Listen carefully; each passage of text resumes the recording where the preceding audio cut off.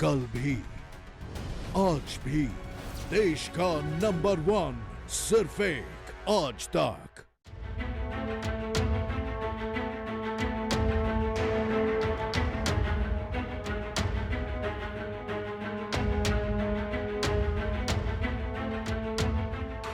Corona संकट के बीच देश की अर्थव्यवस्था को गति देने के लिए मोदी सरकार लगातार कोशिशें कर रही थी और अब सरकार की कोशिशें रंग लाती हुई दिखने लगी है। सरकार के इस कोशिश का ही असर है कि आर्थिक मोर्चे पर अब भारत मजबूत दिखाई देने लगा है, क्योंकि एक तरफ जहां IMF ने बताया कि भारत की GDP की रफ्तार तेज बनी रहेगी, तो वहीं दूसरी तरफ अब भारत ने प्रत्यक्ष विदेशी निवेश यानी FDI पाने वाले देशों की लिस्ट में अपनी स्थिति को और मजबूत कर लिया है।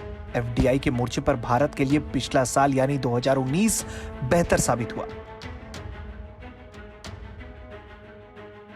क्योंकि भारत साल 2018 में दुनिया भर में सबसे अधिक FDI पाने वाले देशों की लिस्ट में 12वें नंबर पर था। लेकिन 2019 में भारत ने 3 स्थान का छलांग लगाया और अब भारत 9वें स्थान पर पहुंच गया है। भारत में साल 2019 में $51 अरब का FDI आया। संयुक्त राष्ट्र के व्यापार और विकास सम्मेलन यानी UNCTAD ने एक रिपोर्ट में कहा है कि भारत में कोरोना महामारी के खात्मे के बाद सकारात्मक आर्थिक विकास हासिल करने की पूरी संभावना है और भारतीय बाजार निवेश के लिए आकर्षित करते रहेंगे। UNCTAD के विश्व निवेश रिपोर्ट 2020 में कहा गया है कि भारत 2019 में $51 अरब का FDI हासिल करने के साथ ही इस दौरान दुनिया भर में 9वें नंबर पर रहा। इससे पहले साल 2018 में भारत को $42 अरब का FDI मिला था। तब भारत FDI पाने वाले टॉप 20 देशों में से 12वें नंबर पर रहा था।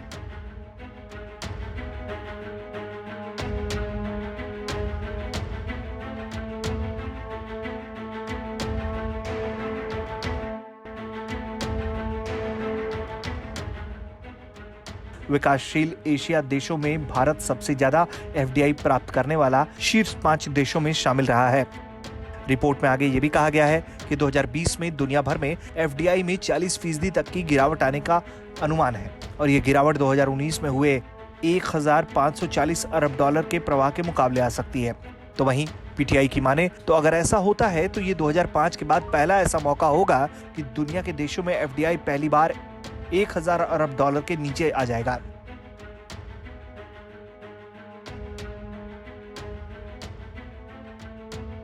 इससे पहले मोदी सरकार ने FDI नीति में बड़ा बदलाव भी किया था। इस बदलाव के तहत भारत के साथ जमीन साझा करने वाले देशों की किसी भी कंपनी या व्यक्ति को भारत में किसी भी सेक्टर में निवेश से पहले सरकार की मंजूरी लेनी होगी।